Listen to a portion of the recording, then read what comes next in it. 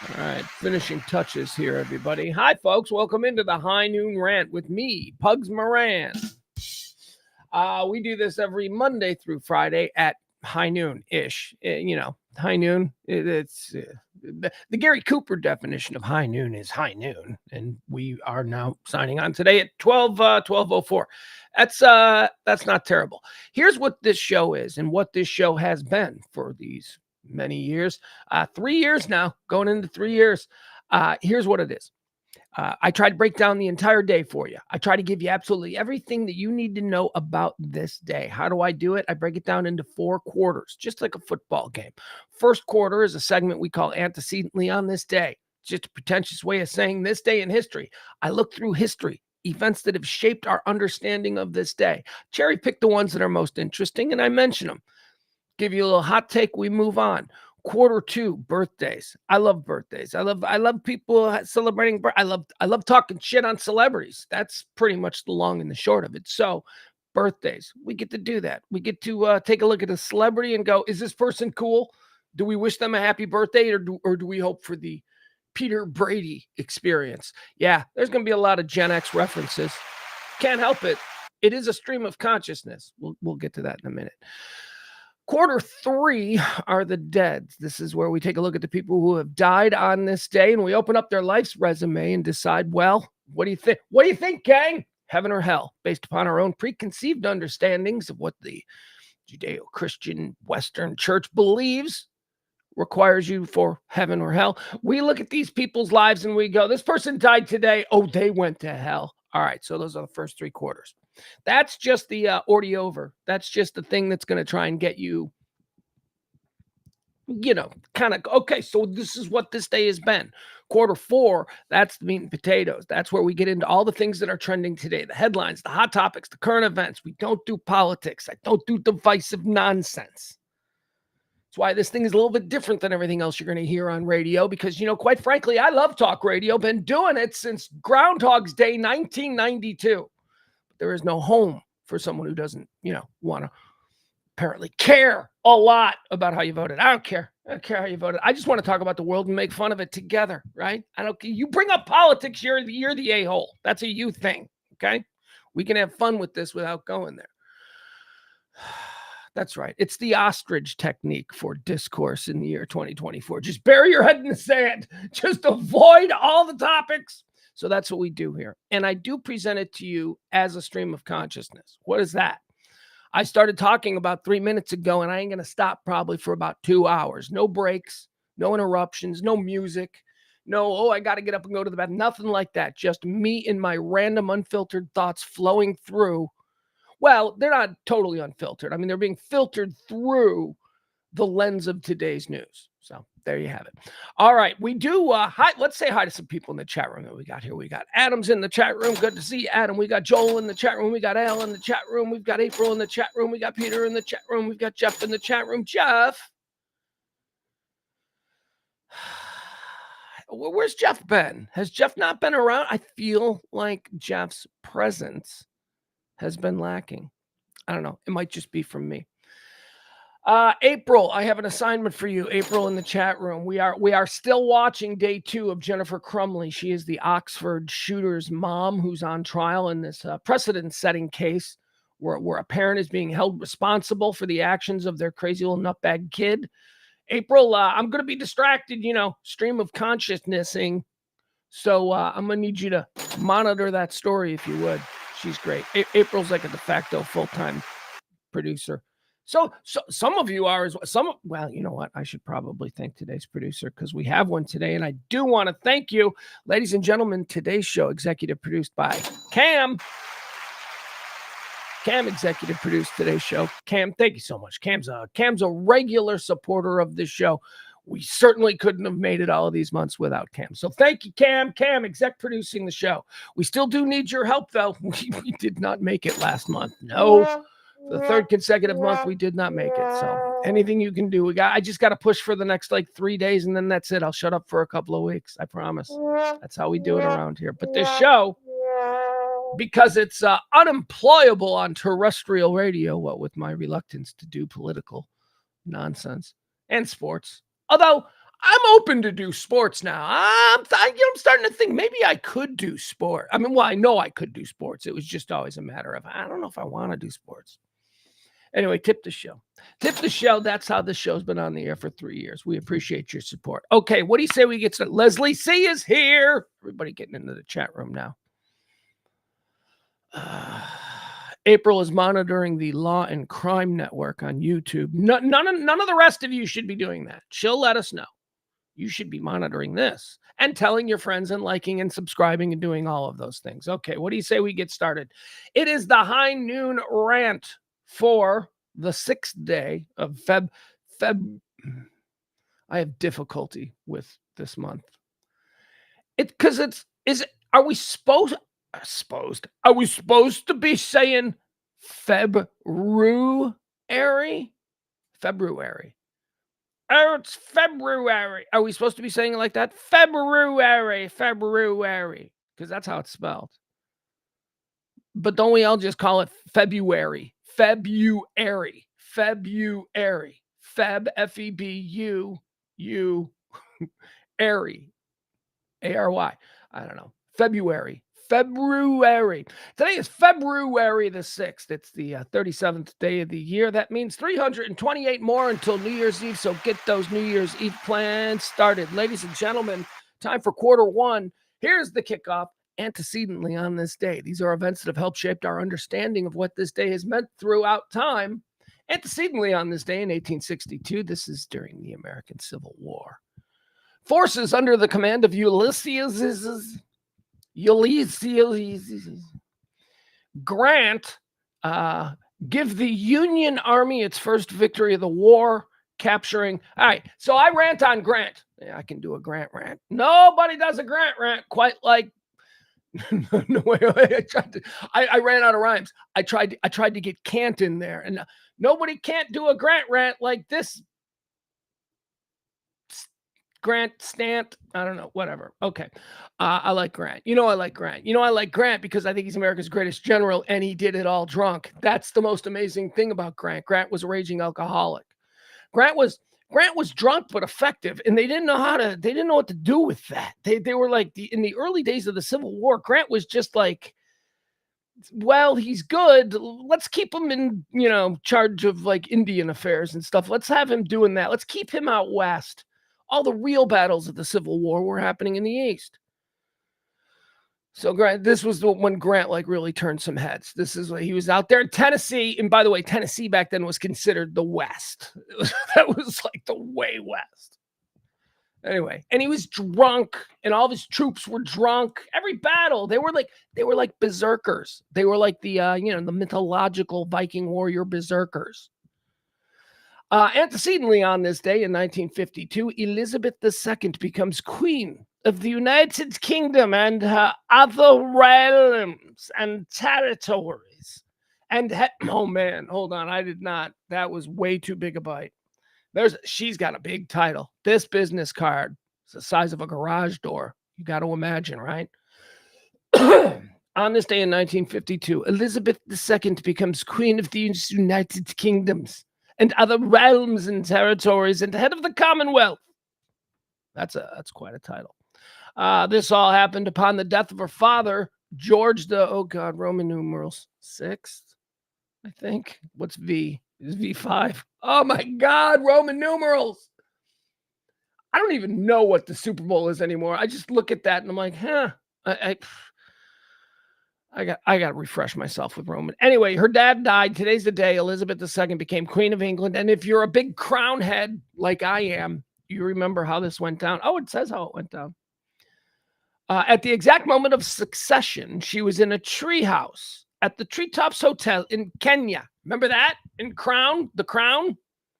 Hot, cute Claire Foy. She was the first queen. Claire Foy played the first Queen of England for like the first couple of seasons of The Crown. She was like far too cute and far too hot to be Elizabeth. I don't think Elizabeth was ever in like the ballpark of Claire Foy. Anyway, I always thought Claire Foy was going to become a much bigger star. Didn't really materialize for her. You know who I think is going to be a big star? That Elizabeth Debicki. I think of any of the people that are going to emerge from The Crown, because that's a great show. But if anybody of those people we're going to see in things, I think it's going to be Elizabeth Debicki. Elizabeth Debicki portrayed. I like to say it too. Tell me you don't like to say Elizabeth Debicki. Everybody right now is saying Elizabeth Debicki, Elizabeth Debicki, Elizabeth Debicki. Man. Anyway, she played Diana. She was great. Antecedently on this day in 1959, Jack Kilby of Texas Instruments files the first patent for the integrated circuit. Hey, hey! The Silicon Prairie was born, bitches. That's right. People don't realize before it was Silicon Valley, it was the Silicon Prairie.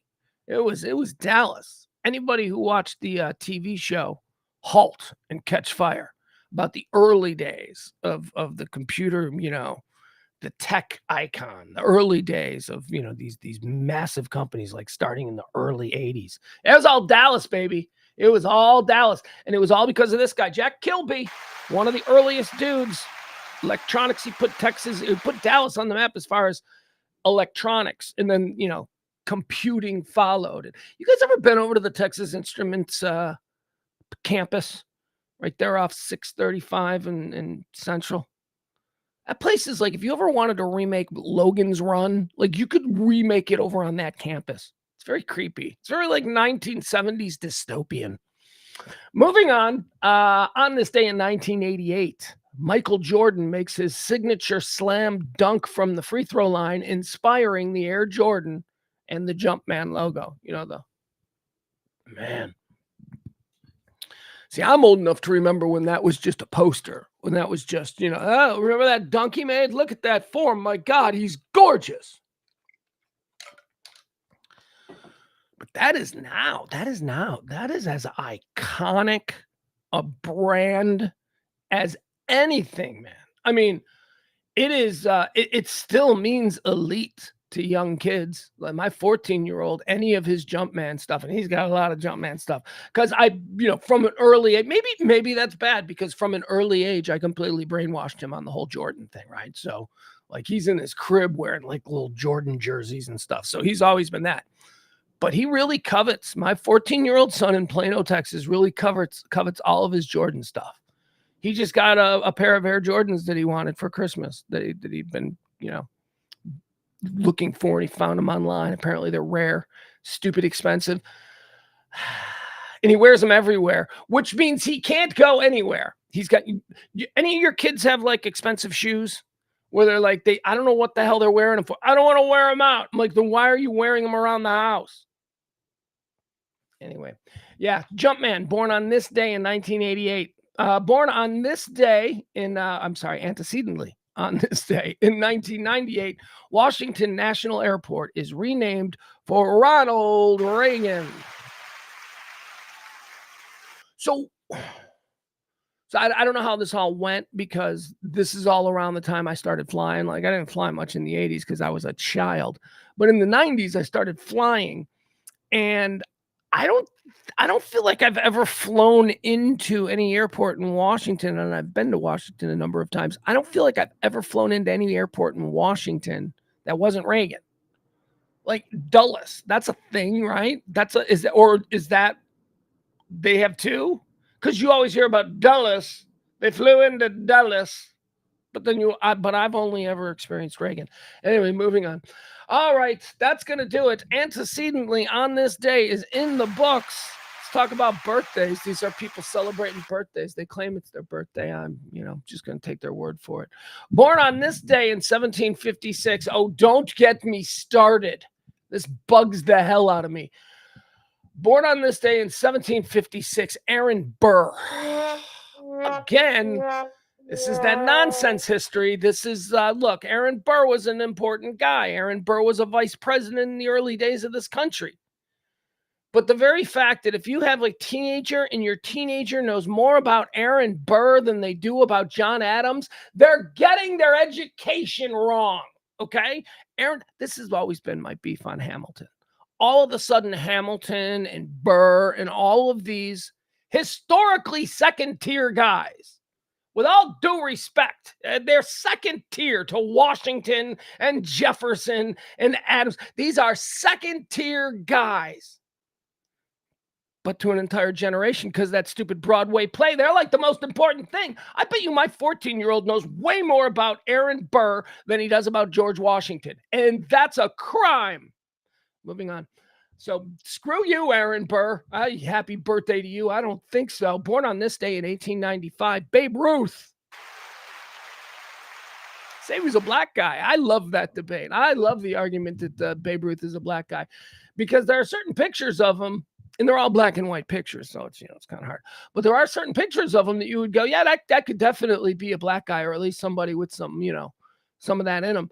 And I love the argument, not because I really care one way or another, because of course I don't. But I love the argument because it sort of like exposes the closet bigotries. like people get really. He's not.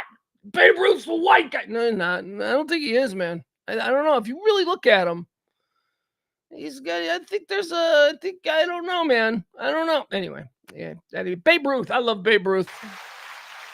I don't even know if he was all that good. Like, how good was the competition, right?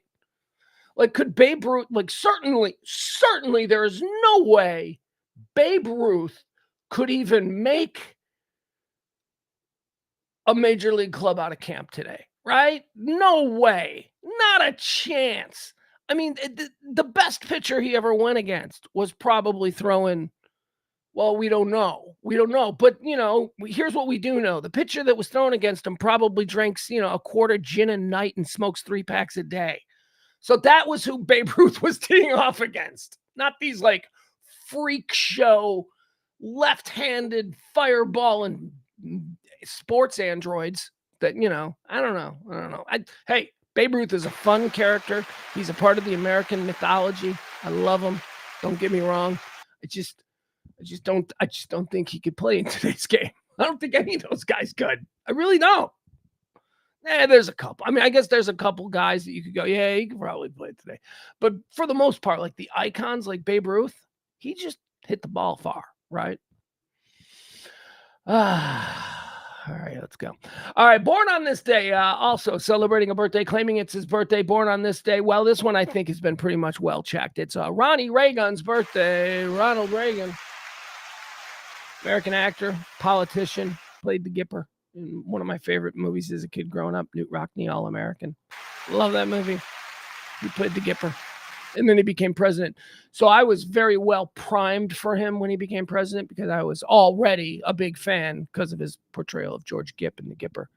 Not the Gipper. Knute Rockne, All-American. I think that's what it was called. Not sure. Anyway, happy birthday, Ronald Reagan. Congratulations on that airport. We talked about it a couple of minutes ago. Born on this day in 1912. Oh, here's boy. Yeah, I don't know enough about her story. I want to know her story. Like, I want to see a Netflix series based around her as just a working girl at the office who falls in love with the boss. And of course, it's Eva Braun's birthday. Eva Braun was Hitler's wife and girlfriend. Like, did she work in how did Hitler meet Eva Braun? How did that go? Like, did Hitler have game? Don't you want to know that? I do. Netflix, you don't have the balls to make that series. Moving on. Born on this day in 1917. How about Zsa Zsa Gabor? Zsa Zsa. Throughout history, nobody knows what the Zsa Zsa did. Nobody knows. She was just famous. Zsa Zsa invented the art of... You want to know how good at being famous for being famous? That's all she was. She was famous for being famous. You know how good Zsa Zsa was at being famous for being famous? She didn't even need social media. Nope.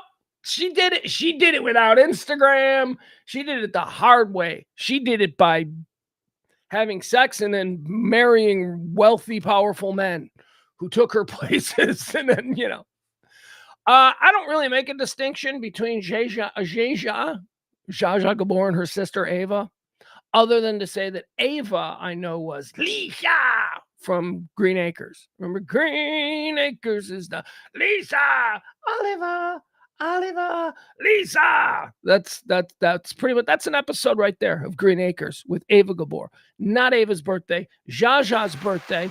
Fun fact about Zsa Zsa Gabor. Okay, so I'm pitching Netflix series. Here's the Netflix series I want to see. because I think this could actually be interesting. Do you know? Okay, so I told you Zsa Zsa Gabor is like the innovator, the famous for being famous, the first person. She wasn't really an actress. She wasn't really anything. She was just a hot, famous chick. Why is she famous? I don't know. She's hot. She's married to a powerful man. She hangs out at Hollywood parties. Yeah, that was it. Famous for being famous. Do you know who her niece is? Her niece was Paris Hilton. I know. Isn't that weird? It's like Zsa Zsa Gabor was the original Paris Hilton. We forget about that. And Zsa Zsa. So here's my Netflix pitch. Apparently, when Paris Hilton was like a young girl, she spent a lot of time with Aunt Zsa Zsa. Like she was really sort of an influence on Paris Hilton's life. I want to see that Netflix documentary. I want to see that 4-part docuseries where maybe you get somebody to play Zsa Zsa. Maybe does. I don't know. Then moving on. I'm not going to spend that much time. I don't think they're going to go for it. I don't know that either Zsa Zsa or Paris is all that hot in 2024. So we'll move on. But happy birthday to you, Zsa Zsa Gabor. Happy birthday. Born on this day in 1931. Rip Torn. Rip Torn was a fantastic actor. He was a wonderful drunk.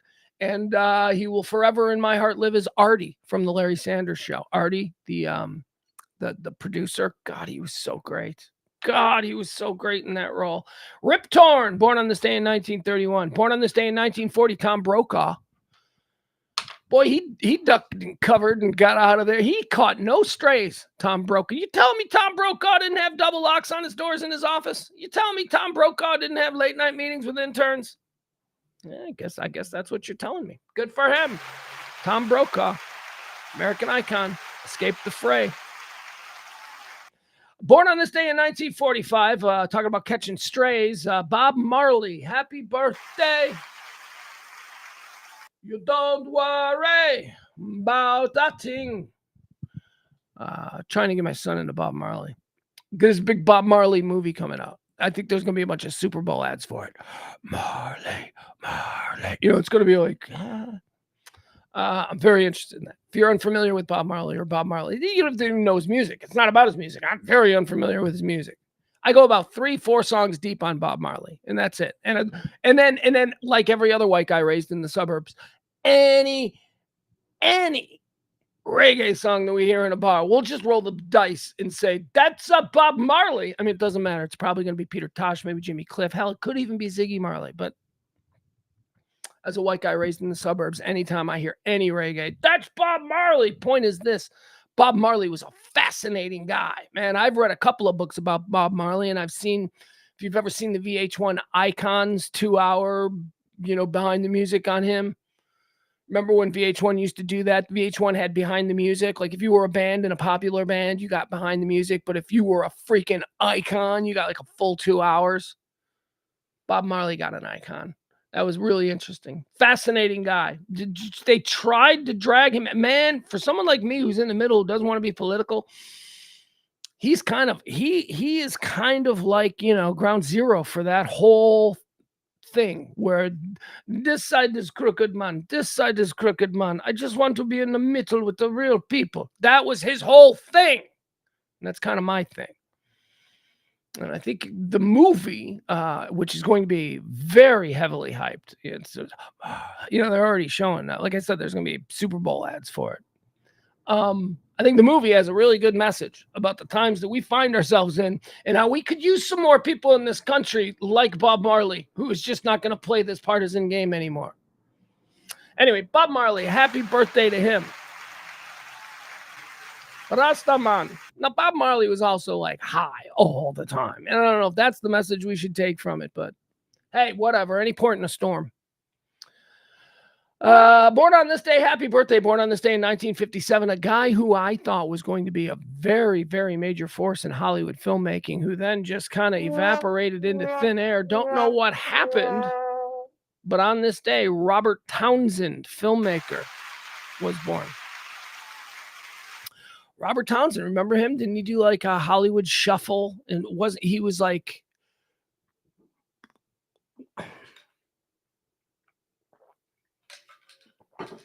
there was a period where the floodgates opened with mainstream Hollywood's willingness to distribute what they called at the time black content, or black, they didn't even use the word content, but it was black entertainment. This had followed years of, selective releases from people like Eddie Murphy and Richard Pryor. But around 1989, 1988, 1990 is when there was really, you started to see TV shows, all kinds of you had never seen TV shows with predominantly black leads before this. You started seeing Martin, you started seeing In Living Color, and that's all great. That's all, that's the Fresh Prince. All of that stuff was incredible. It all came out around the same time. Robert Townsend was a filmmaker in this time who was, I guess, looking back, I'd always thought he was sort of tangentially associated with the Wayans, but I don't know that he ever had any real role with the In Living Color people who came out of that comedy movement. He was great. Robert Townsend was really critically acclaimed. People thought he was terrific. And then nothing. Was it Hollywood Shuffle? Was he also a part of I'm Gonna Get You? I could look it up. I just don't really want to. I think it was Hollywood Shuffle that he financed entirely on his own credit cards. He just went and got a whole bunch of credit cards and then just made a movie. And it was really funny. Hollywood Shuffle was good. All right. Happy birthday, Robert Townsend. I don't know what happened there. I thought you were going to be a much bigger star. Born on this day in 1957. Born on this day in 1962. Axl Rose. Do you know where you are? You're in the jungle. Axl Rose, born on this day in 1962. Born on this day in 1966. This guy, good. Hey, man, no, I got no hate in my heart for any dude that just falls into a crevice of pop culture and then just becomes cemented on a mountainside as a pop culture. This dude has no right to still be. My 14-year-old son could probably he's maybe not all that great, but if you were to ask my 14-year-old son, quick, top of your head, name stars from the 80s, do you know who he might say first? He very well might say Rick Astley. It's Rick Astley's birthday. And I'm always like, how do you know who Rick Astley? Because the whole Rick rolling thing, the YouTube bit, has made Rick Astley a guy who in his prime, 2 hit songs. He was like a one-hit wonder guy, wasn't he? Maybe in England he was. Oh, geez. Now we're gonna get all the music snubs. Actually, he's sold over 10 million copies in the European Union, and he's never really gone. Oh, shut up! Come on, you know what I'm saying. Rick Astley was abandoned by the American mainstream music machine. Rick Astley didn't have any big follow. They didn't push his 5th album. We weren't hearing about Rick Astley tours in 2001. No, stop it. So my point is this, he's a big star. Kids know who he is and he's cashing in, and good for him. No hate. Hey, you got lucky, man. This didn't happen for Spandau Ballet. How come kids today don't go, ha, you got Spandau'd, right? Spandau Ballet. Didn't happen for the Pet Shop Boys. Didn't happen for Simply Red. And no, it happened for Rick Astley. Good for him. Can't explain it. That's the world we live in. He's super famous now, and he was never even super famous then. Born on this day in 1966. All right, the last one, born on this day, claiming it's their birthday, my favorite young catcher in all of baseball. Ladies and gentlemen, Adley Rutschman of your Baltimore Orioles, born on this day in 1998. Don't get me started. I'm not going to go into a baseball hole. It's too early for that. Too early, but it's coming. Oh, my God, I'm already every day when I do so I put the show together. I go through all the news and all that kind of stuff. I put the show together, and then I usually like to finish with a little bit of half-hour bumper time. And I like to relax, and that's where I like me time. I like to read the stories that I'm interested in, stuff that won't make it here, and it's almost always, sports stuff. But I'll have you know that I've begun Google News searching every day. White Sox and Rangers information. That's now my go-to every day. So baseball talk is coming. I'm just preparing you. Baseball talk is coming. I don't want to do sports, but I would talk baseball for 4 hours if you want to just let me. But here's the problem. They won't even let you do that in sports radio. I'm like, okay, I'll do sports radio. I can do sports radio. I go, can I talk Rangers pitching for 4 hours? No, you got to mix it up. You got to throw some WNBA stuff in there. I don't know anything about WNBA, and I'll probably say something to get me in trouble. I don't want to do that. All right, moving on. Let's talk about the people who died. These are the people who've died. These are the people who've died. Hi, Frankie. Frankie checking in the chat room saying hi. Sorry, I'm just looking at the chat room now. Frank may have posted that an hour ago. These are the people who've died. These people claim that they're, well, no, these people are actually dead, and they died on this day. All right, so we're going to decide whether or not these people go to heaven or hell. The first one is kind of an interesting one because Danny Thomas, dead on this day in 1991. Danny Thomas is an icon of American. Let's get it straight. I don't know that Danny Thomas is an icon of comedy. I don't know that Danny Thomas was ever considered like, oh, he's the greatest number one. I think Danny Thomas was a guy. Timing, right? I always talk about timing. I think Danny Thomas was a guy who didn't know where his career was going, like around 1955 or something. He wasn't like headlining. He was tired of playing lounges. He got some, he was known maybe a little bit on radio, but he didn't know what he was going to do. So I think like Danny Thomas is an example of a guy who was available to try TV. You know what I mean? The first crop of people who really crushed it in television were not the cream of the crop. They weren't. They were people who had lost their jobs on like radio or people who had lost their job. Nobody had TVs. That was like a really small thing. So Danny Thomas, he figured it out. He started producing TV shows for other people, made a lot of money. St. Jude's, right? So, okay, so we got to consider Danny Thomas and his whole St. Jude's thing. St. Jude's, one of the great hospitals for kids and all that stuff. It's in Memphis. The whole city of Memphis is like built around St. Jude's. That's basically Danny Thomas's place. Gave us Marlowe. I'm going to put Danny Thomas in heaven. We'll put him in heaven. He gave us Marlowe Thomas. She's a delight. I don't know. I haven't seen her in 50 years, but she was a delight as that girl. Remember that girl? I used to love that girl. I don't know. I was such a weird kid because I had to have been watching that girl at like 6, 7, 8 years old. And you would think that a young boy at 6, 7, 8 years old would be more interested in maybe, I don't know, the cowboy shows or the space shows. There was something about that girl and Courtship of Eddie's Father and Family Affair. Remember Family Affair? And all three of those shows had the same thing. They all lived in like New York City in a downtown location. I don't know. I like that. I liked it. Moving on. I was a weird kid. I also, if you remember correctly, my favorite show at 10 years old was Lou Grant and Lou Grant and Trapper John MD. And St. Elsewhere. So I had very weird tastes even as a kid. Let's do some deaths. We did. Danny Thomas, he's going to heaven. He seems like he did a good stuff in his life. Arthur Ashe, also dead on this day. We're going to put Arthur Ashe in heaven. Arthur Ashe did a whole bunch of good stuff in his life. Joseph Cotton. I don't know who Joseph Cotton is. He's an actor. He died on this day in 1994. All I know is that he's an actor. So we're going to put him in hell. I don't know.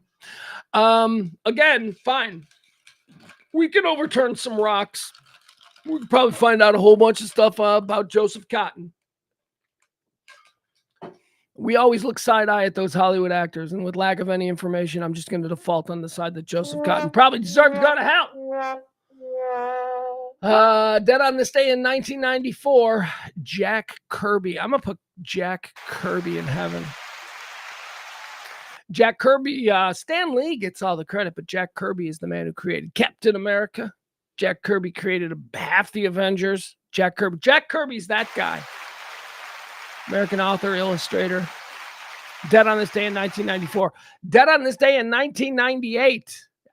Okay, so we're going to work through this one because I have no idea how this guy going to heaven or hell. Dead on this day in 1998, Austrian pop rock musician Falco. First of all, didn't know Falco was dead. That's kind of a bummer. Second of all, Falco, he's not the One Night in Bangkok dude, right?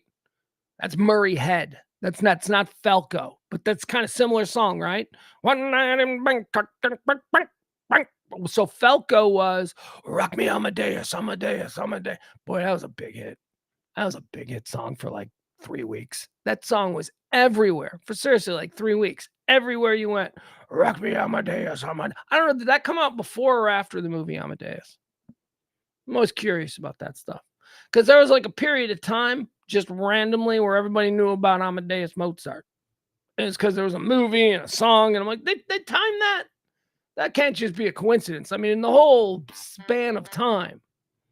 That can't be. All right, we've got breaking news here. Here we go. Sorry, I know we're doing dead people, but April in our chat room, who I've assigned the duty of being in charge of the Jennifer Crumbly case. Jennifer Crumbly is, of course, the mother of Ethan Crumbly, the Oxford, Michigan school shooter. Guilty. Crumbly is guilty of involuntary manslaughter. Breaking news happening right here, right now, thanks to our producer extraordinaire, April. Thank you.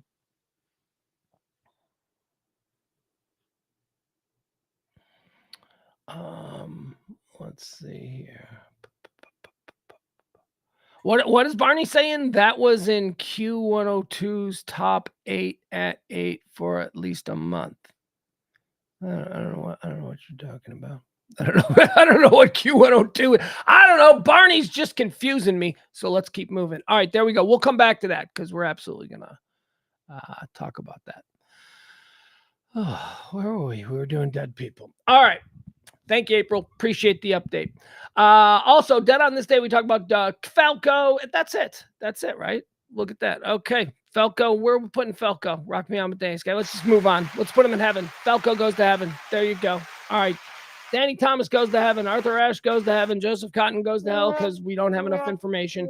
We don't want to put anybody in heaven who doesn't deserve to be there. Jack Kirby goes to heaven, and Falco to heaven. Rock Me Amadeus.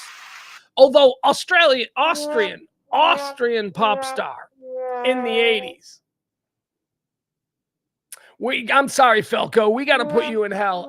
You were an Austrian pop star, which means you're big on the Berlin scene, like in the 80s when it was weird Sprockets Touch My Monkey stuff going on. Falco is probably, now that I think about it, going to hell. All right, that's going to do it, folks. One more time, I'd like to remind you, help out the show if you can. This show runs on your contributions. That's right.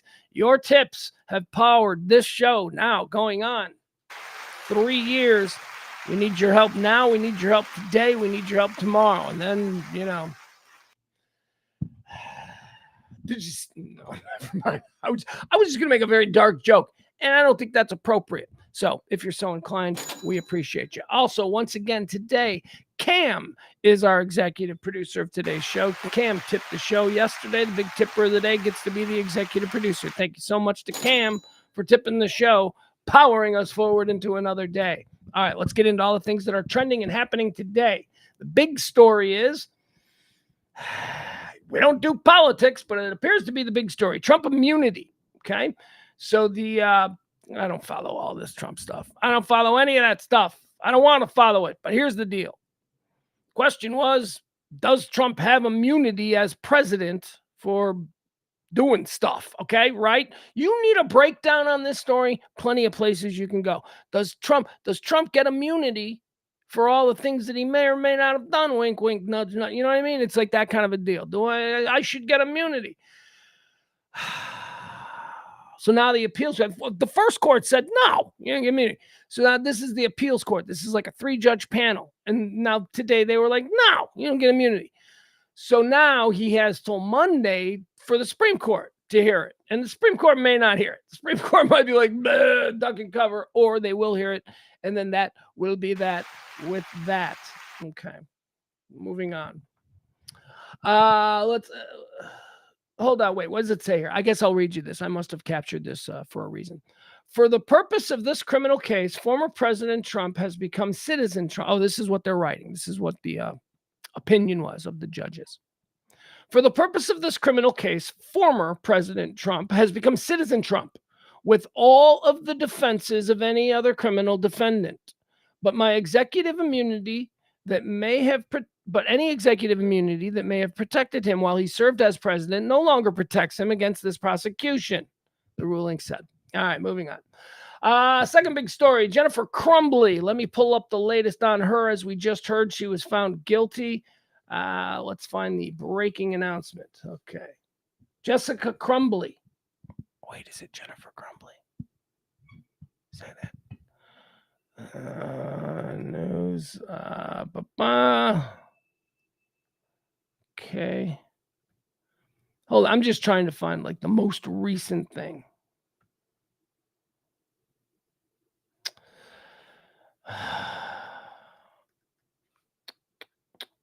All right. So as broke right here by April in the chat room, Jennifer Crumbly trial jury reaches verdict in case against Michigan school shooter's mom.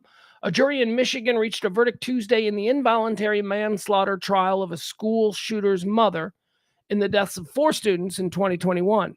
The jury began deliberation Monday after 7 days of testimony ended. Prosecutors say that Jennifer Crumbly was grossly negligent when she failed to tell Oxford High School that the family had guns, including a 9mm handgun that her son Ethan Crumbly used at a shooting range on the weekend before November 30th. That's when the attack occurred. So what is this now? So now parents, you got a squirrely little kid. Now suddenly you got to call the school and you got to go, hey, my squirrely little kid? Yeah, just so you know, sometimes Bud has a little too much to drink and doesn't lock up the gun closet. Just want to put that on record. Nobody wants to put that on record. That's the next thing that's going to be challenged. We start having a gun access registry at your local high schools, which I'm not saying is a bad thing. I'm just saying that's probably what's coming next. And all of you monkeys are going to throw poop at each other about that stupid issue. Or is it a stupid issue? See, I don't care. You know what? I let people who got law degrees and who have decided that they're willing to live their life in the public eye as a congressman, or I let these people figure it out. Problem is, we, the people, are elected a bunch of monkeys who just want to throw crap at each other. We got to elect better people. It always comes down to that. The jury, 6 men and 6 women, including some gun owners or people who grew up with guns, had sent a note to the judge Monday afternoon asking if it could infer anything from prosecutors not presenting Ethan Crumbly or others to explain specifically how he got access to a gun at home to shoot up Oxford High School. Wow, that was wordy. All right, so the jury wanted to know why didn't anybody testify on the record as to how he actually acquired the guns? So that's a thing. So we don't know how nobody testified as to how he got, I don't know. Guilty. That's interesting. Let's move on to that. Okay. So she was guilty in these manslaughter charges. What does it bring? What are we talking about here? How long is she going to jail for? Prosecutors say Jennifer Crumbly had a duty under Michigan law to prevent her son, who was 15 at the time, from harming others. She's accused of failing to secure a gun and ammunition at home and failing to get help for her son's mental health. Yeah, that's me, man. I think that all jacked up kids. I was kind of a jacked up kid, but my mom did a really good job of making sure that I had access to everything that I needed, which is probably why as jacked up as a kid as I was, it wasn't any worse than it was. And it got bad at times. Anyway, I'm all for, man. I'm all for kids embracing the idea of maybe there's an explanation for me doing the things that I'm doing. Because I'm all for the idea of everybody embracing that concept. We all know none of us are perfect, man. We all have these moments, maybe in a relationship with a woman or something, where we just start screaming and yelling and we're in a pissy mood and maybe we're itching for a fight. And women too, right? You women, maybe you. So it's just important that we all, in our more quiet moments, after the person we've just offended leaves the room, it's important that we kind of sit there and go, man, why did I do that? Okay, so that's step one. So we figure that out. Why do we do that? There are ways to figure it out. There are people you can talk to. There are tools that you can get, and you can, be a better person. But that's, that takes work. You can go to the gym and you can do 1,000 sit-ups so the chicks think you're hot in bars. and then you'll be divorced 3 times because your head's all screwed up because you're a complete monster of an individual emotionally. All right, moving on. I'm all for kids getting help they need. I don't know, how screwed up was this kid? I don't remember the details of Ethan Crumbley. Like, does he have a long, sordid history of, torturing animals and doing weird shit at school? A few hours later, Ethan Crumbley pulled a handgun from his backpack and shot 10 students and a teacher, killing 4 peers. No one had checked his backpack. All right, so it's like the school's fault? I see. Honestly, if the kid has a gun in his backpack, I do, as a parent, I think some responsibility has to fall on the parents. How did a 14 or a 15-year-old, how did he have a gun that you didn't know about? If you're a family that's like, well, it's important that children be introduced to firearms. Okay, that's fine. That's a reasonable conversation, and I understand that point of view.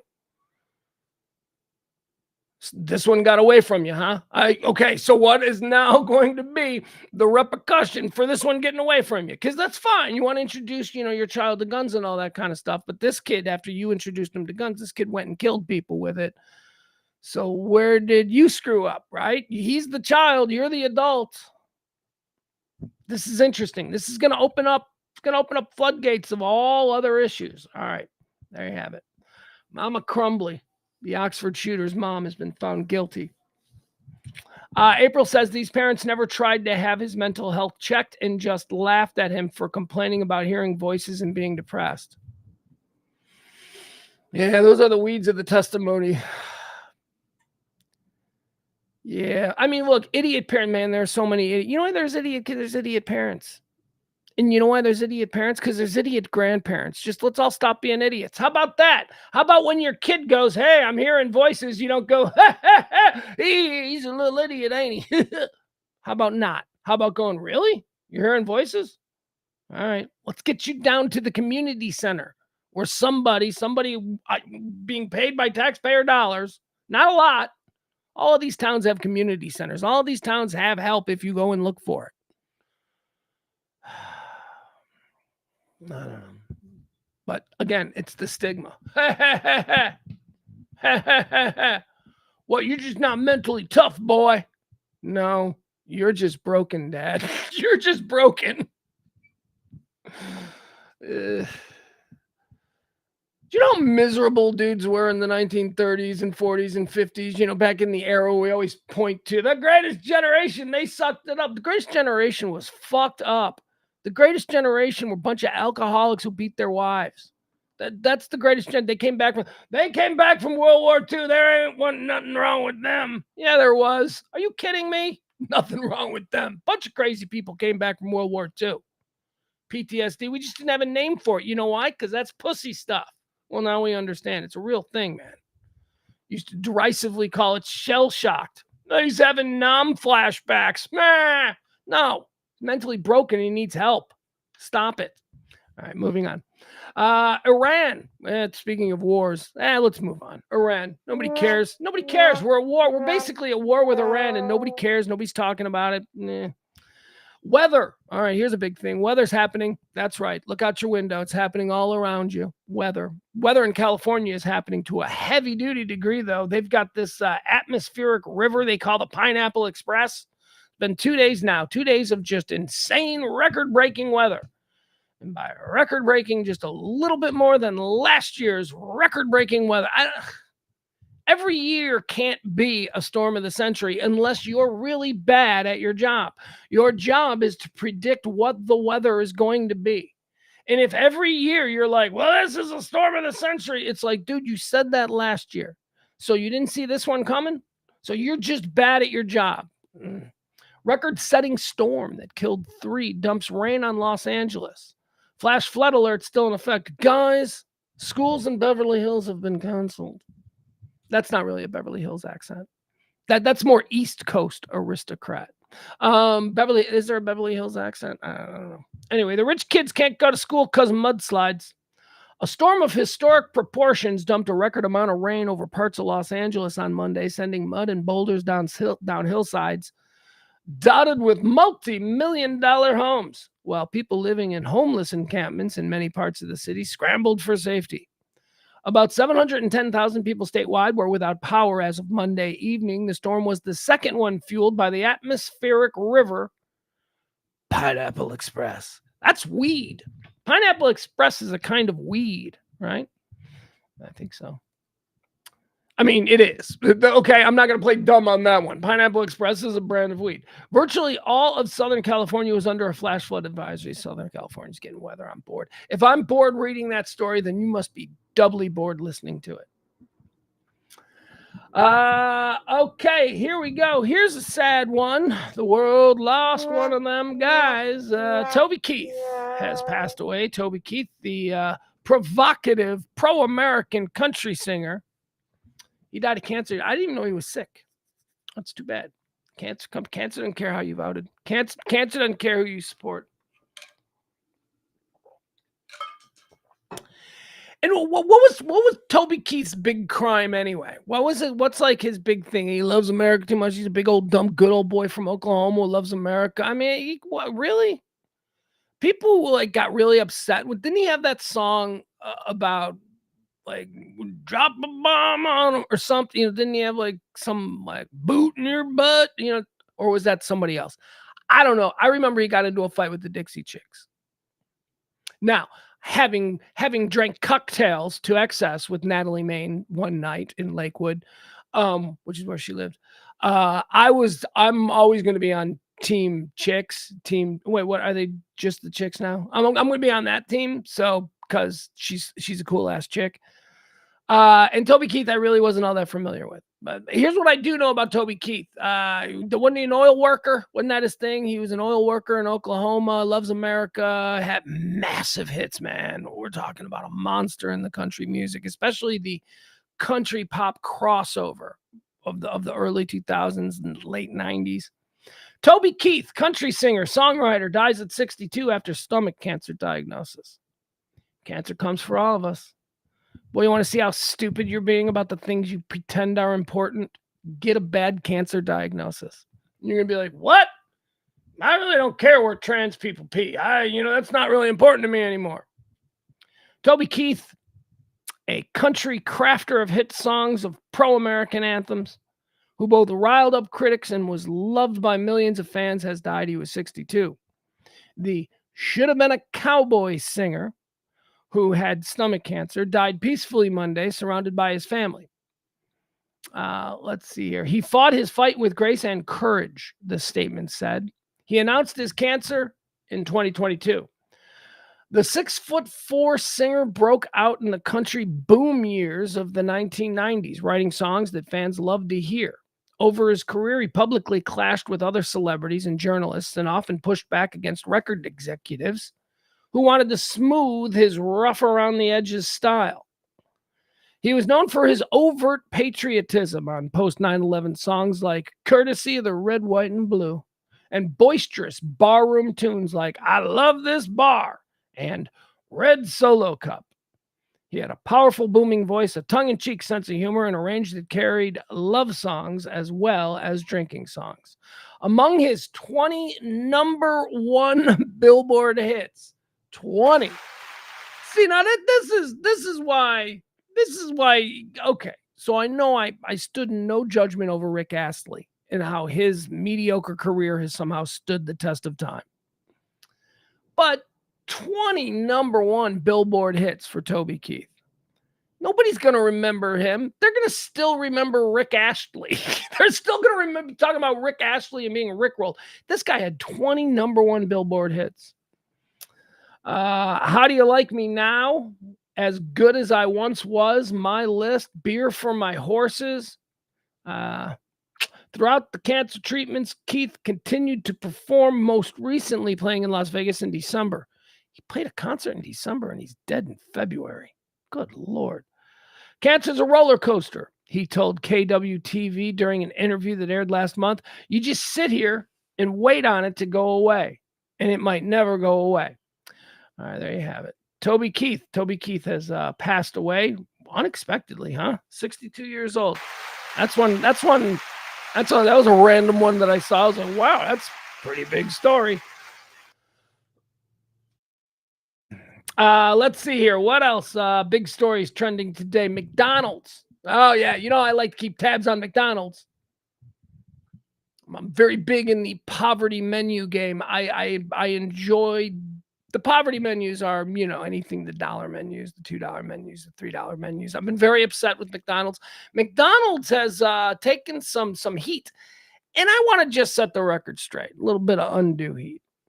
They've been taking heat because remember over the summer, somebody posted on Instagram or something that they paid $18 for a Big Mac. And that's absurd. And we can all agree for a Big Mac meal, it's like a Big Mac fry and a Coke, $18. And they're like, this is what McDonald's is charging for a Big Mac. And then like a bunch of idiots, because they're like, vegans and stuff who never go to McDonald's anyway, they amplified that. And so then a bunch of other people, they're like, what? Big Macs are $18 now? Dude, Big Macs are not $18, okay? Yes, was it $18 at that place? Yeah, because there are a couple of different kinds of McDonald's, right? There's 3 different kinds of McDonald's. There's a McDonald's that is already inside another entity, like an airport, a shopping mall, a government building, that kind of thing. That's one kind of McDonald's. Then there's the second kind of McDonald's, which is the kind of McDonald's that we go to. It's in our neighborhood. We ride our bikes up to it as a kid. It's where mom is sitting in the drive-thru. That kind of McDonald's.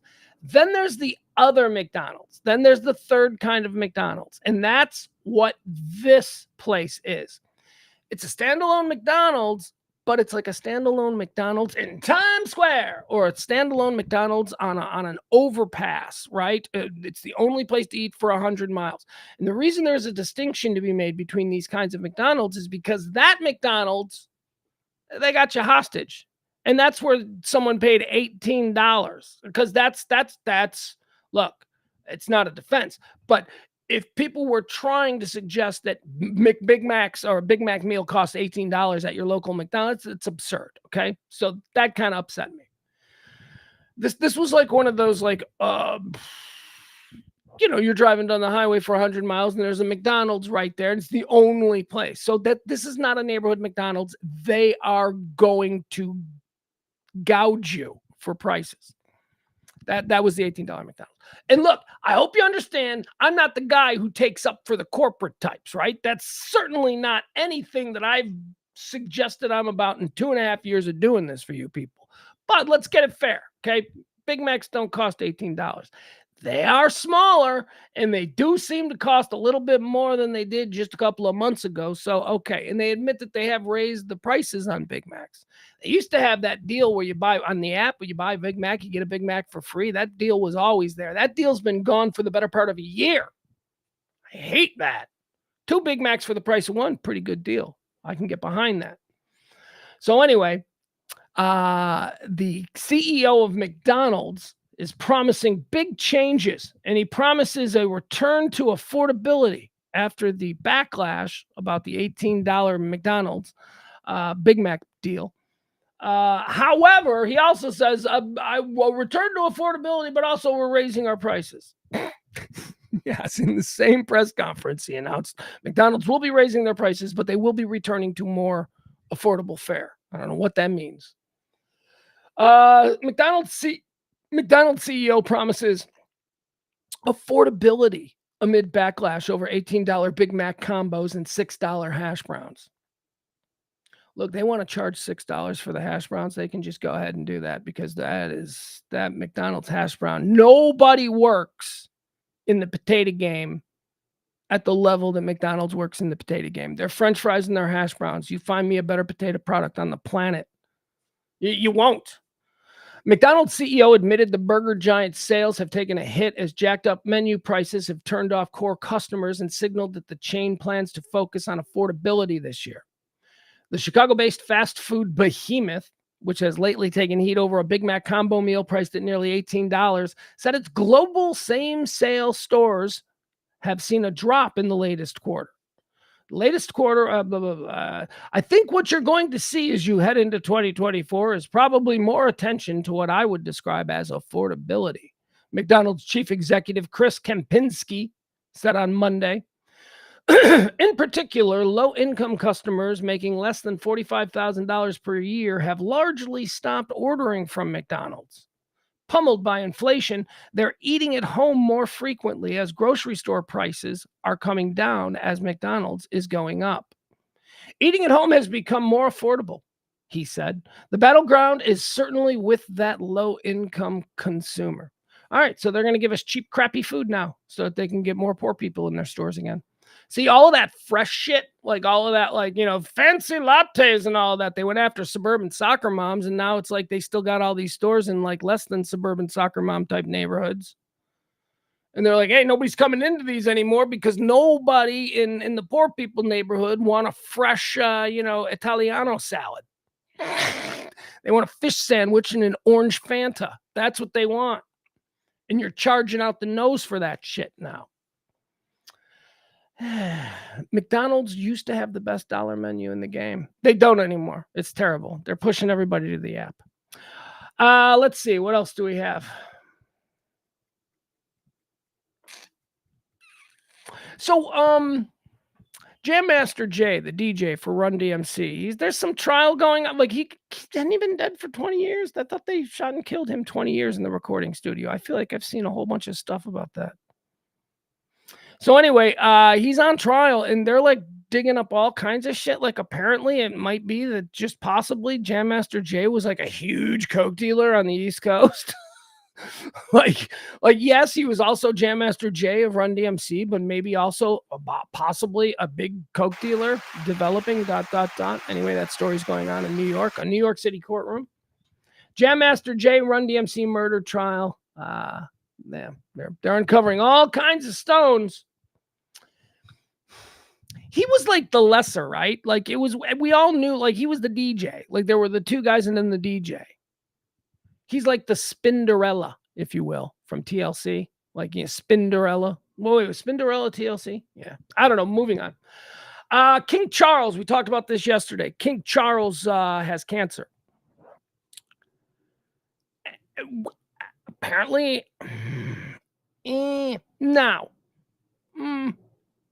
see, they're gonna go nuts about this story in England. So they're gonna prod and they're gonna pry, and every little thing's gonna be amplified into a much bigger deal. And you have to expect that because the people over there, they eat up every little bit of detail about their royal family, and this is a big one. Why? Because, let's be honest. Everybody kind of wants Wills and Kate to be the new hot young king and queen of England. That's kind of what they all want. And I think there was some fear that Charles might live to be 150 like his mom did. And, it would disrupt this idea, this Camelot type notion that a young and handsome Will, although let's not kid ourselves, he ain't handsome anymore in middle age. He's like a bald middle-aged accountant looking guy. And Queen Catherine, she's hot. That would be good. Queen Catherine would look good on the world stage. Or Queen Kate, what do you think she'd go with? So that's kind of weird. So you know how I tell you at night, I like to watch BBC News because it's their morning shows and I like to fall asleep to their morning shows. So I was watching that last night, and they were all in a tizzy, of course, over this, King Charles news, where King Charles has been diagnosed with some form of cancer. Harry, by the way, all that Harry and what's her name? Who's Harry married to? The chick from Suits. I can't even think. Let's just call her Rebecca Jones. All right, so Harry and Rebecca Jones, man, they despite all of the fights, this Meghan Markle. All right, I got you. I knew it was going to be there, Meghan Markle. It was in my head somewhere. So Harry and Meghan Markle even went to London, and they're supposed to be on the outs, but nope, they're there. Harry was seen going in to meet with his father. That's kind of nice. It's kind of nice because I watched The Crown, so I have background on the relationship and the complicated relationship, or at least how it was portrayed. But yeah, so there's oh, it's so terrible, this disease which hath befallen our king. But also Will and Kate, huh? That's gonna be pretty great. That'll be fun, huh? They don't know how to behave. They don't know. It's and if you're Charles and you're watching this, you're picking up on that energy. You're going, holy shit, these people hope this kill me. Oh my God. Oh my God. These people, they're all acting like they really feel for me, but they wouldn't take the quickest route to my chemo treatments. If you know what I'm saying, you know what I mean? They would, hey, let's take the scenic route. God, that's got to be weird for Charles. He's like, okay, so now this could be like a long drawn out thing because I'm a king and they keep kings alive with this stuff. This could be like a years long process, and the whole time it's just going to get more and more palpable. Just this whole idea of when's he going to die? When can we have the young, fresh, interesting, modern king? Tough spot for him. Everybody's just pretending like they want him to get better, when I don't think they do. I don't think they want him to get better. Super Bowl week is upon us. Super Bowl week. This is when all the crazy stuff happens. We can go deep on Super Bowl week, but we won't. What is going on with Super Bowl week?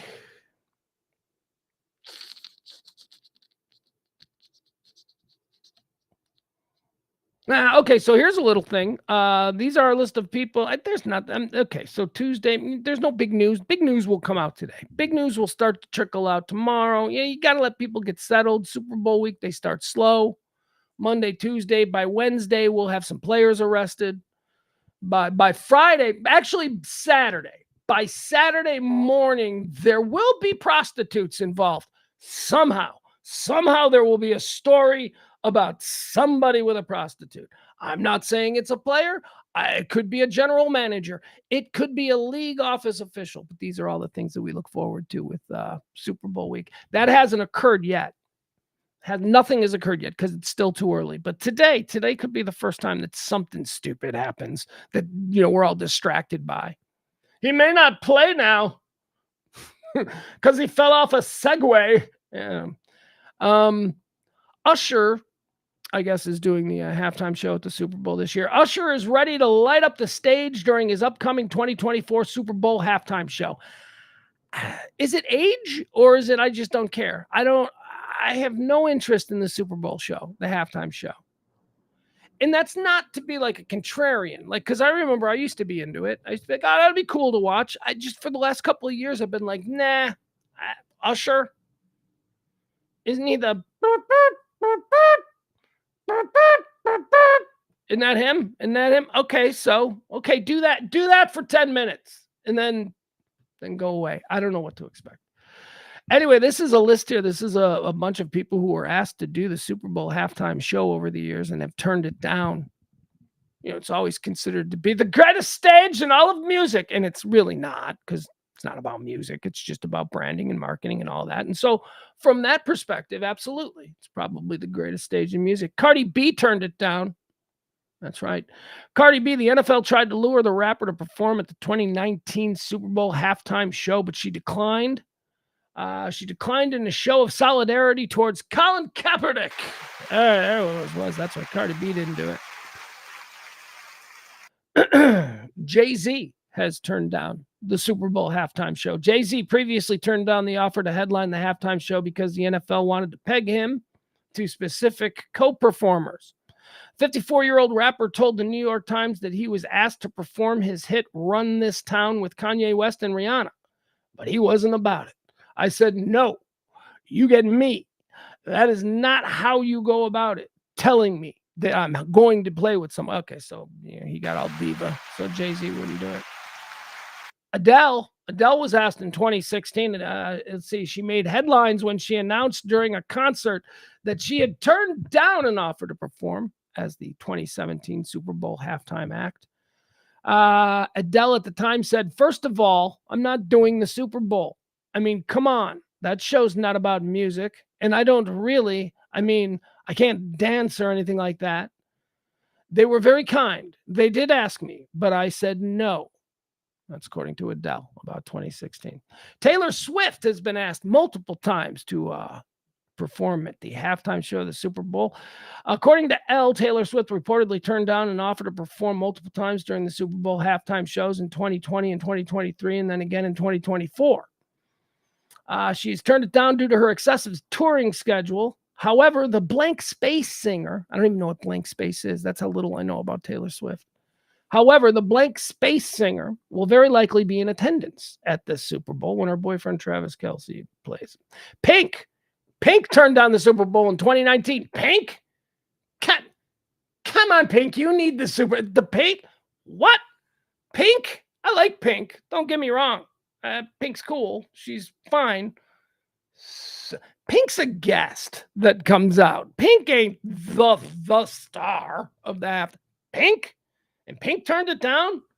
Somebody was stupid enough to offer Pink the halftime show, and she turned it down?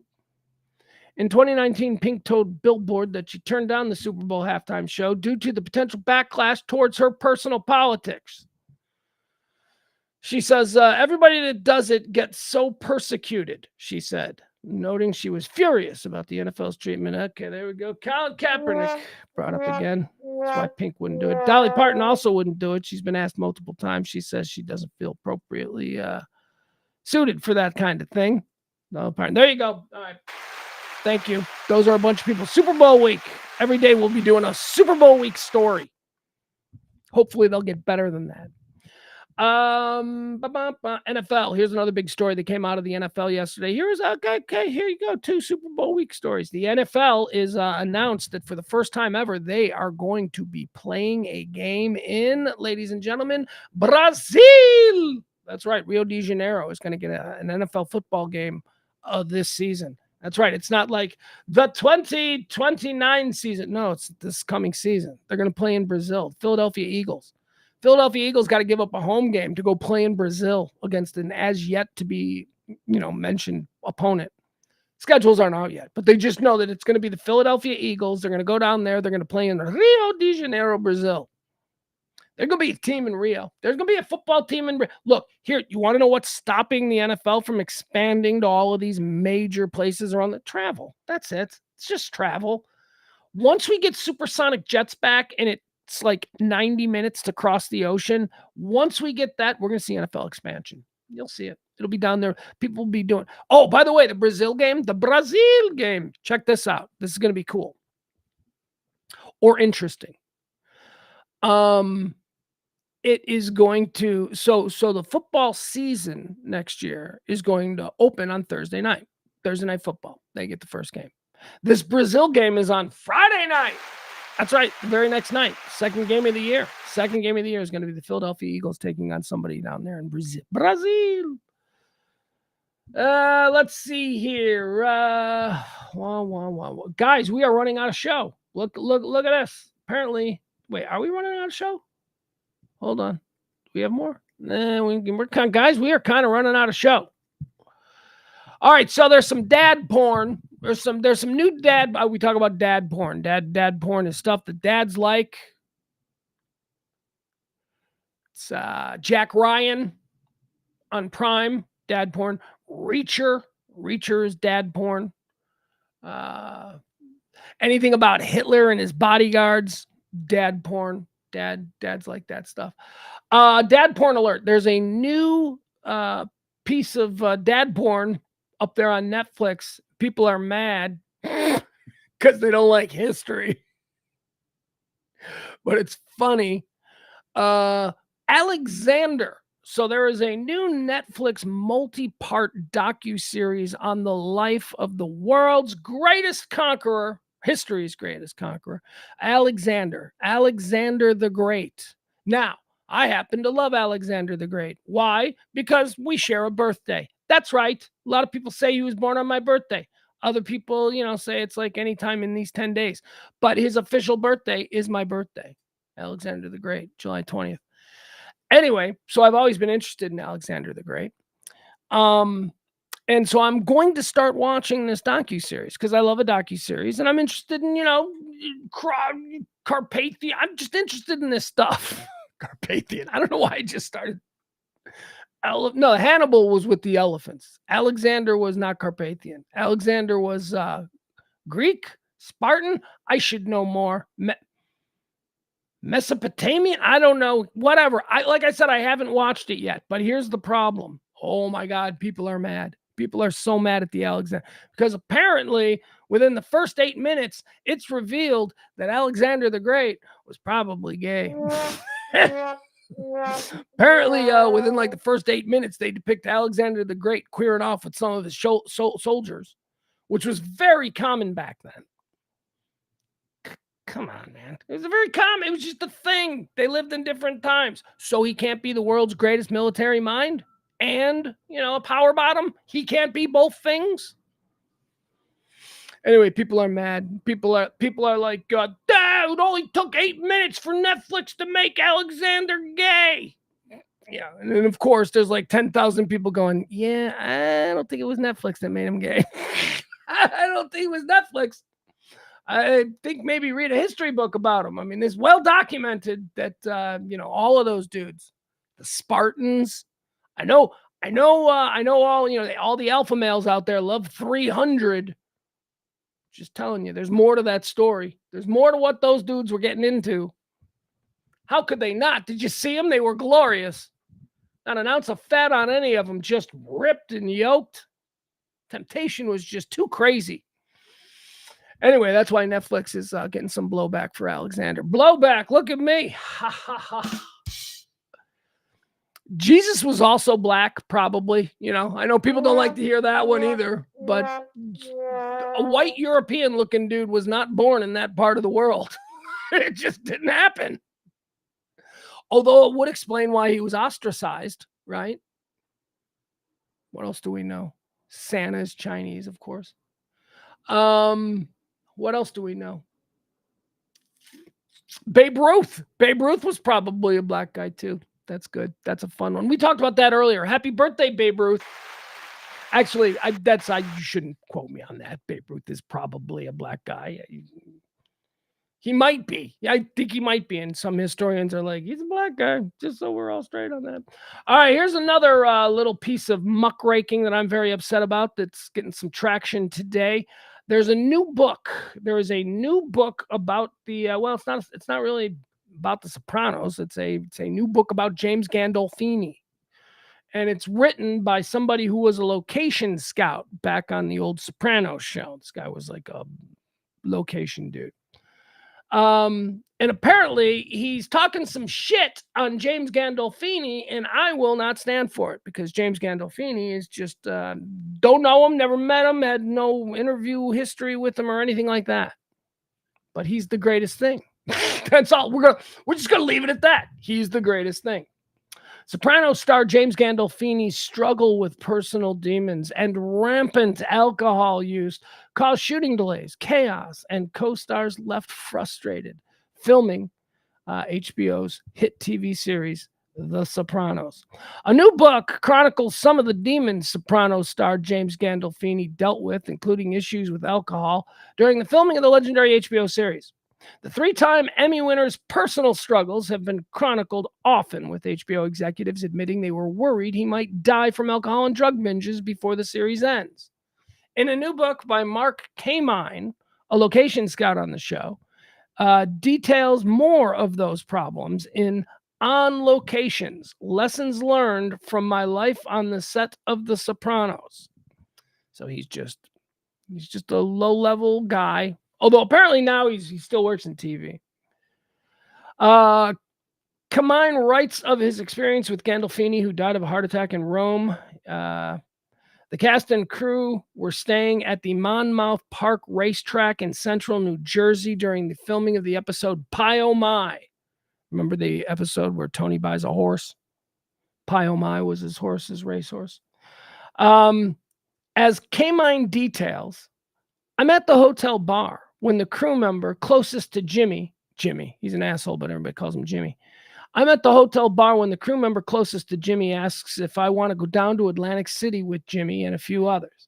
Atlantic City, as Carmine notes, is about 80 miles away from where they were set for the location shoot. Carmine said he declined Gandolfini's offer and that the next morning, I'm not surprised when Jim cannot be found. The location scout, who is now an executive on HBO's The White Lotus, said Gandolfini's discomfort with fame led him towards his darker sides. In one case, Gandolfini didn't show up until he was 4 hours late and the entire time was cursing his way through his half-learned lines, despite take after take, drinking coffee and bottles of water, alternatively sheepish and churlish. the way he always is when he's effed up. By the way, it also goes on to say that, he's saying all of this stuff happened, but also, and it needs to be noted, and so I'm going to take a moment here and make sure that we mention this. He also goes on to say everybody on the cast and crew loved him. So whatever you want to take from this muckraking that this guy is throwing out there, okay, so he was a good time Charlie. He liked to have a drink. Fact of the matter is that people liked him. And did you hear the one thing, the criticism of him? James Gandolfini's a dick because somebody came up to him in a bar and said, hey, we're going to Atlantic City with James, his treat. Do you want to come? He invited him. He was like being a nice guy. He was like, hey, why don't you ask that weird location scout if he wants to come? And he's like, can you believe he asked me to go? It was 80 miles and then he didn't show up. Dude, okay. He's an actor. He's a prima donna. He's the reason you have a job, dude. He's Tony Soprano. He can do this shit. He can get away with it. But do you give him no credit for the fact that he, who doesn't know you from Adam, is like, hey, ask that guy if he wants to come have a good time with us. That seems like the kind of dude that people talk about when they talk about James Gandolfini. Not a guy who is sometimes a little bit in the bag. Not a guy who is sometimes, forgetful of his lines. People talk about the awesome dude Gandolfini was. So shut your mouth. Shut your mouth. Can you believe that he invited me to go to Atlantic City? How unprofessional. Okay, maybe.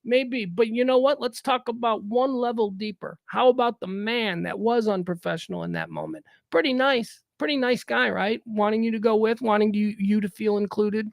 That's a thoughtful dude. So fuck yeah, unprofessional, but whatever. He's an actor. And oh yeah, he's not a day player. He's MF and Tony Soprano on The Sopranos. He can do what he wants. Sorry. I mean, that's just how it is. I have worked with these prima donnas who can do whatever they want. And I will tell you that rare is it that they would invite the weird location scout out so that they feel included in a part of the family. That's rare. Most prima donnas are just assholes. So if he was a prima donna, everybody speaks glowingly about him. Everybody loves him. They can't do a Sopranos reunion without all the women just immediately when he comes up, they all just start crying. Goes on to say here in the story about how Edie Falco was Edie Falco was the consummate professional, and she was very inconvenienced by James' antics. No, she wasn't. She loves him deeply and did. Shut your mouth. I don't need this. I'm a soprano. I'm in the tank for the Sopranos. You all know this. I love the Sopranos. Shut your mouth. Don't anybody buy this stupid book. All right, what else do we got? Let me see here. That's it. That's all the stuff that we got as far as me preparing content. I didn't think we'd get through it that quickly. Jeff says, whatever James was doing while filming it worked. Right, James? Jeff? You're damn right. Whatever he was doing, man, it was working. You turned he. And I know there were a bunch of great side characters, and David Chase is a genius wordsmith. But more than anything else, it's him. When you rewatch The Sopranos, it's him. Man, he is like a black hole of talent where everything else is circulating around him. He's incredible. Died terribly, too. His son found him. They were in Rome. He had like a 14-year-old kid at the time. Michael Gandolfini, he's an actor now. We see him. He's all grows up. They were in Rome. They were just partying. It was him and his son. They were going to see the Coliseum. And then Dad was late for dinner. So the kid knocks on Dad's door, the hotel. They had separate rooms because they're rich like that. And the kid couldn't get into the room, so he called security. Security opened the door. They walk into the room. They find Dad laying dead right there on the floor. Oh, my God. You go peddle your James Gandolfini garbage book elsewhere, you loser. I don't want anything to do with it. All right, let's see here. Kevin Spacey makes raunchy return to Hollywood. What's this? Here's a news story. Just popped up. Let's see what this is about. I hope he does. I hope Spacey does. Look, Spacey's an incredible actor, man. That dude is, and now because we know what a jagbag he is. We know he's a jagbag. We've always suspected it. He's played jagbag so well. And how can we be, how can we be confused? Now we just, it's just confirmed now. Now he can go on playing amazing jagbags. See what he's doing now. He's going to have a career again. He's too good to not have a career. He's really good. I know. I know that's. But he's really good. Like, he is like top tier acting talent in Hollywood the last 50 years. Spacey can throw down. He's too good. Like a Mel Gibson. Mel Gibson ain't like, Mel Gibson got kind of canceled and he didn't come back. Mel Gibson ain't. Mel Gibson can't play the character roles, the nuanced parts that a Kevin Spacey can. Mel Gibson couldn't play Kaiser Soze, and he couldn't have played that role. No way. Exclusive. Kevin Spacey makes a raunchy return to Hollywood as a charismatic hitman and fallen soul in a new trailer for his upcoming thriller, Peter 5'8", months after being acquitted of sexual assault charges. What is this? He's got a new show? What is it? Hold on. Let's investigate. Kevin Spacey has kicked off his Hollywood comeback in dramatic fashion, taking on the role of a passionate and lethal hitman in risque new thriller, Peter 5'8". Is this like foreign funded? Like, is this like a Czechoslovakian show, that has Kevin Spacey in the lead and everybody else is dubbed? I don't know. Or is this real? Is this like real Hollywood? In an exclusive first look at the upcoming film. Okay, it's a film. In an exclusive first look at the upcoming film, Spacey's character Peter can be seen disposing of a dead body, holding a woman at knife point, and referring to himself as a fallen soul. Spacey, 64, plays the hitman who infiltrates a small town at the behest of his shadowy boss to murder a real estate agent named Sam, an unhinged alcoholic with a very dark secret. The trailer kicks off with Peter arriving in a small mountain community pretending to... Okay, really? You can take us through the friggin' movie? Rebecca De Mornay's in it, so you know it's not A-list. With all due respect, Rebecca De Mornay. I'm starting to think that this is a Silver Spoon production. You know what a Silver... Oh, God. I would love to get involved in the Silver Spoon production game. Silver Spoon Productions are 20-year-old film producers with billionaire daddies who all they want to do is be a Hollywood bigwig. So they just move out there with like their $1 billion in the bank and they open up a production and they start producing movies. And they get people like Kevin Spacey and they employ people like Rebecca De Mornay. People who haven't worked in 30 years and they get them for a song, but their names. Rebecca De Mornay, most famous for being the girlfriend, the prostitute in Risky Business. All right, what else do we got here? Spacey doesn't look good. I'm looking at pictures. I'm scrolling through pictures of him. Viewers get a brief glimpse at a raunchy bedroom scene as Peter pushes Brenda up against a wall. Oh, we're gonna get to watch. De Mornay and Spacey. So you want to see what a good actor Kevin Spacey is? He's going to do a love scene with a woman. There you go. Do you buy it or do you not buy it? Because we know we don't like women. He came out. Remember, that was like the first thing he did when it turned out that he was a sex creep. He was like, I just want to say that, I'm gay. So for what it's worth, everybody's like, yeah, we kind of always thought you were gay, but okay. Spacey's character is, I don't care. We can move on. Kevin Spacey's got a new movie. Who knows? Who cares? Hey, guess what I've been rewatching? Guess what I started rewatching? Because there's nothing. I mean, I don't know. There's nothing like for me to watch. I need something that has a whole bunch of episodes, like season after season of episodes, so that I can just every night I can pop it on. Not have to think about it. So I'm doing Mad Men. I'm rewatching Mad Men. I just finished season 1. Started watching Mad Men last week. Just finished season 1. As it turns out, I've never re-binged Mad Men. Like I saw Mad Men when it aired episodically. But if I'm being honest, I think I missed like a whole bunch of seasons. Like, I think I probably missed 7 seasons of Mad Men, somewhere in the middle. Aren't there like 14 seasons? I mean, it's like super long. So anyway, so I'm enjoying it. I'm enjoying Mad Men. So, that John Hamm, he gonna have a career after Mad Men, huh? You could see that. That was plain as day. That Elizabeth Moss too. Has she ever done anything that hasn't been like just like completely critically acclaimed? Seriously, Elizabeth Moss. What's her appeal? I don't get her appeal. First, she starts out her career on The West Wing, which is like, the fancy show of the late 80s. It's like, oh, the elite, smart people, critically acclaimed West Wing. So that's where she starts. Then she goes to Mad Men. Mad Men becomes the elite, that whole thing. And then she leaves Mad Men, and then she does what? The Handmaid's Tale on Hulu. Oh, it's the most elite thing, Hulu. That chick. She does nothing but like just really good stuff. You know what she's like? She's like a TV version of that girl. Who's that girl who wins a bunch of Oscars? And I'm like, why? Just timing. She's got a big mouth. She's got like, meh, what's her name? Meh. Boys Don't Cry. That chick. You know the chick from Boys Don't Cry and $1 Million Baby. I don't even know her name. She's got like multiple Academy Awards, and I'm like, I don't know who that is. How did she just happen to win too?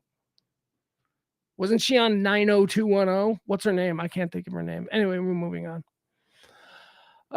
Chuck says that mom in Michigan has been found guilty. Well, Chuck, we covered it an hour and a half ago. I appreciate you keeping me in the loop, but April, our executive producer in the chat room, she had that broken right as the jury came forward. So I appreciate it. Thank you. So I'm watching Mad Men. Who do I like in Mad Men? Well, I'll tell you who I like. Of course, I like Draper. I like him. Oh, actually, no, I don't like him. That's okay. Let's start. Don Draper. Don Draper is a dark, dark character.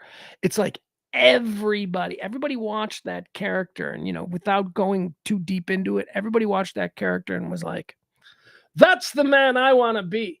He is a fraud. He is a hologram of a man, the character of Don Draper. That dude, whoo, of course, he isn't really Don Draper. He's Dick Whitman. But Dick Whitman had some serious trauma, man. This character, this shell, this costume, this Don Draper thing that he's wearing, he's not a good person, is my point. I'm like, I don't know, 14, 15 episodes in. I'm on like the second episode of season 2. Don Draper is not a good person. He's a piece of shit. He is a bad person. He controls himself and he's completely calm, but he is a piece of shit. Also, you know who else is just an awful, awful human being? Is his wife, January Jones. I remember, or January, is that her name? January Jones? I remember this from the first time watching it being, God, how can someone be so gorgeous and just such a turnoff as a human? She was just such a turnoff.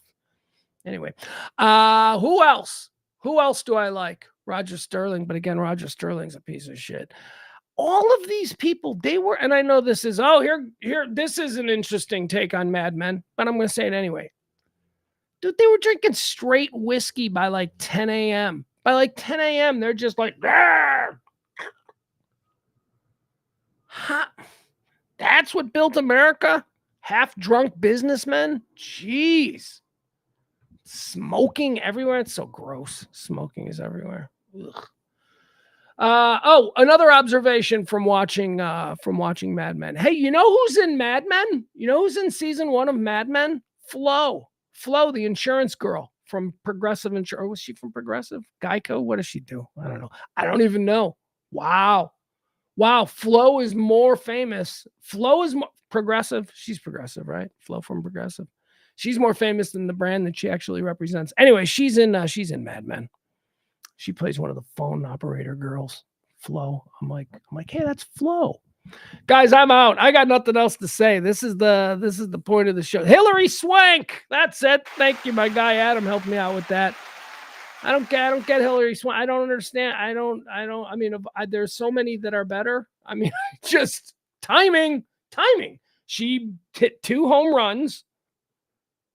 And it's not saying that she didn't deserve it for those movies. She absolutely does deserve it for those. She's fantastic. I just, I don't know. She's her and Elizabeth Moss. They're like 2 people. I'm like, okay, you enjoy it, you guys. You guys enjoy it. Rick Astley. We talked about Rick Astley earlier in the show. I begrudge him nothing. He shouldn't be as famous as he is, but I begrudge him nothing. Good for you, Rick Astley. I just realized that looked like I was farting. Didn't it look like I just went, actually, I was stretching my back out, trying to pop my back. Jeff Ballard says that Swank looks like a really hot trans person. Yeah, that might be. I think that's just placed in your head because she played a trans person so effectively and won an Oscar for it, and so I think that I don't know if that's true, but I understand it.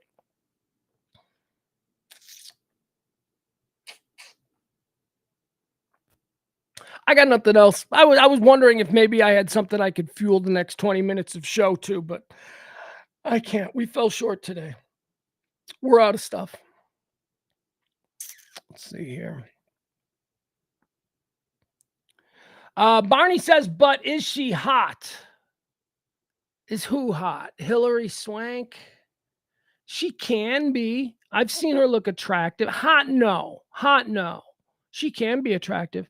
And, for me, I mean, what is that? That's subjective, right? What attractive to me, what my personal tastes and likes are. I should be so lucky. I'll put it that way. In the real world, I should be so lucky to have someone as beautiful and glamorous and interesting as Hillary Swank, who is probably also a nightmare because she's an actress.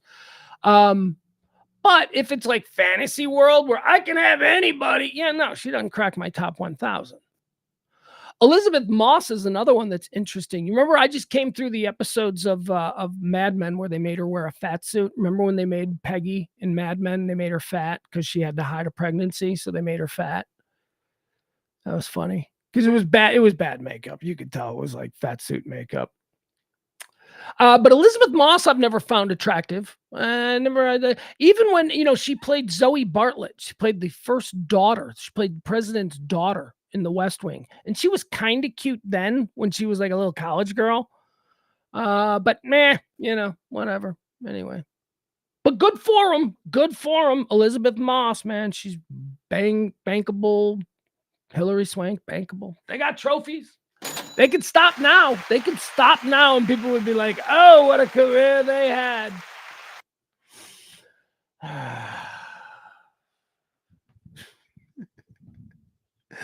I don't know. I'm trying not to be mean. I'm trying to be a better, more decent person. So we're going to end the show today. All right, we're going to get out of here. Thank you so much, folks. Thank you to Cam. Cam has been our executive producer on this show today. Thank you to April in the chat room there. She brought us the breaking news of the crumbly, mumbly mom. There, the Oxford shooter's mom. She was found guilty. Manslaughter. So I'm going to go dive headfirst into that and see what all that means.